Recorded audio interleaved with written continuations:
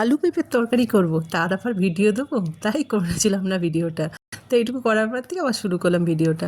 এই আলু পেঁপে ভাজবো, তার মধ্যে কিছুটা মুসুর ডাল দিয়ে দিয়েছিলাম, সেইটা দিয়ে বেশ কিছু সময় ভাজা ভাজা করে নিলাম। তারপরে 2 চামচ আদা জিরে বাটা দিলাম, হলুদ আর লঙ্কার গুঁড়ো, নুন দিয়ে জল দিয়ে মশলাটাকে খুব ভালোভাবে এর সাথে কষিয়ে নিতে হবে।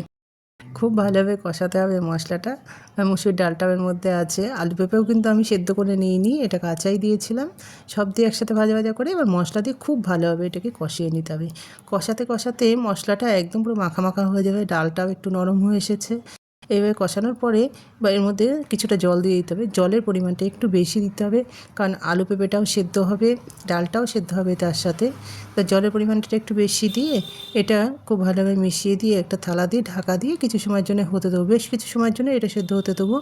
এবার কিছু সময় পরে আমি ঢাকাটা তুলে নেওয়ার পরে দেখুন এটা কতটা কমে এসেছে, ডালটাও অনেকটা সেদ্ধ হয়ে এসেছে, পেঁপে আলুটাও বেশ খানিকটা সেদ্ধ হয়ে গিয়েছে, প্রায় অনেকটাই সেদ্ধ হয়ে গিয়েছে। এবার আবার কিছু সময় ফুটতে দেবো এটাকে। এর মধ্যে এবার অল্প পরিমাণে চিনি দিয়ে দেবো, পেঁপের তরকারিতে একটু মিষ্টি মিষ্টি বেশ ভালোই লাগে খেতে। চিনিতে আবার কিছু সময় মিশিয়ে দিয়ে এবার গরম মশলা দেবো, গরম মশলা দিয়ে অল্প সময় ফোটাবো।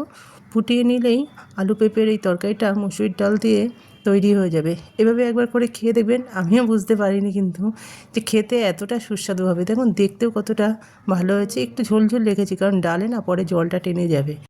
তো এইভাবে রেখে দিয়েছি, একদম তৈরি হয়ে গিয়েছে। এবার ভাতের সাথে এটা মেখে খেলে এত দুর্দান্ত লাগে না খেতে, রুটি পরোটার সাথেও ভালো লাগে। দেখুন একদম শুকনো শুকনো হয়ে গিয়েছে, জলটা টেনেই নিয়েছে এর সাথে, পুরো ঝোল ওর জন্য একটু বেশি রেখেছিলাম।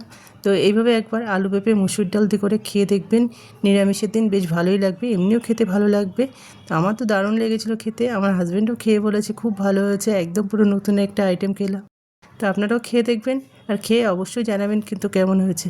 রাখছি বন্ধুরা, আবার দেখা হবে পরের কোনো নতুন ভিডিওতে।